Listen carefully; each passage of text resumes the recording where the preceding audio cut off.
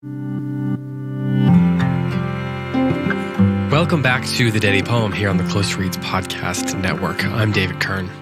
Today's poem is by Stevie Smith. She was born Florence Margaret Smith, and she lived from 1902 to 1971. She was an English poet and novelist. And the poem that I'm going to read today is called Black March. It goes like this. I have a friend at the end of the world. His name is a breath of fresh air. He's dressed in gray chiffon. At least I think it is chiffon. It has a peculiar look, like smoke. It wraps him round, it blows out of place, it conceals him. I've not seen his face. But I have seen his eyes. They are as pretty and bright as raindrops on black twigs in March, and heard him say, I am a breath of fresh air for you, a change by and by.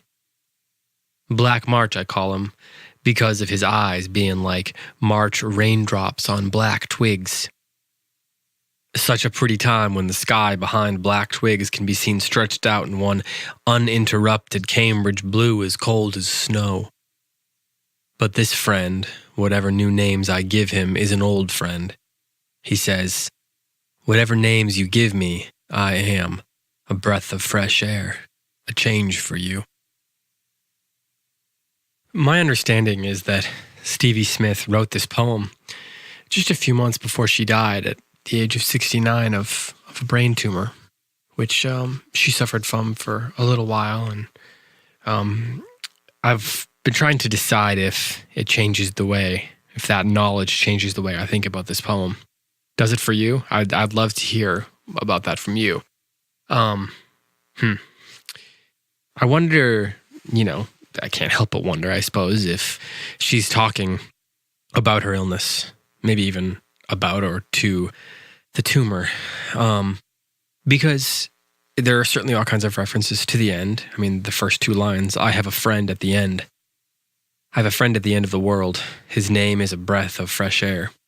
She has all these great plays on words, plays on ideas. His name is a breath of fresh air.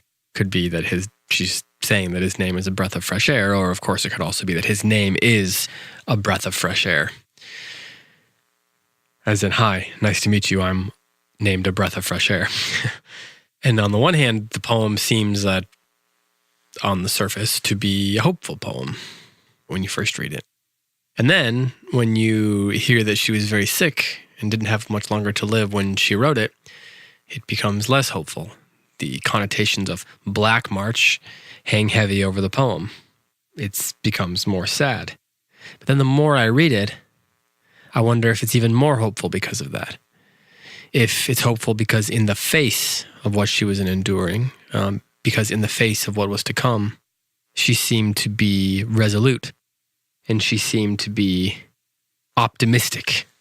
Now, I don't know anything about Stevie Smith's views of the afterlife, views on God. I don't know anything about whether she had faith in anything. I don't know her work particularly well. But there does seem to be a sort of dark grace idea at play here, borrowing Flannery O'Connor's idea. The idea that this Black March is offering something new and fresh, like a springtime coming along. It offers something new and fresh, but within the connotations of her illness, suggests that she's looking beyond whatever's here, beyond the end of her illness, and seeing that there's something fresh on the other side of that. And that courage is inspiring, I think, regardless of, what faith, tradition, or lack thereof she came from, she lived in.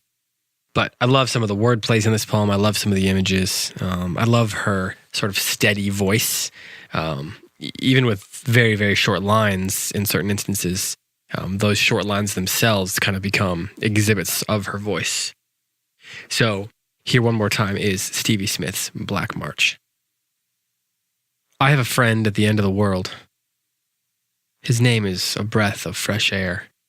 He is dressed in gray chiffon. At least I think it's chiffon. It has a peculiar look, like smoke. It wraps him round, it blows out of place, it conceals him. I have not seen his face. but I have seen his eyes. They're as pretty and bright as raindrops on black twigs in March, and heard him say, I am a breath of fresh air for you, a change by and by.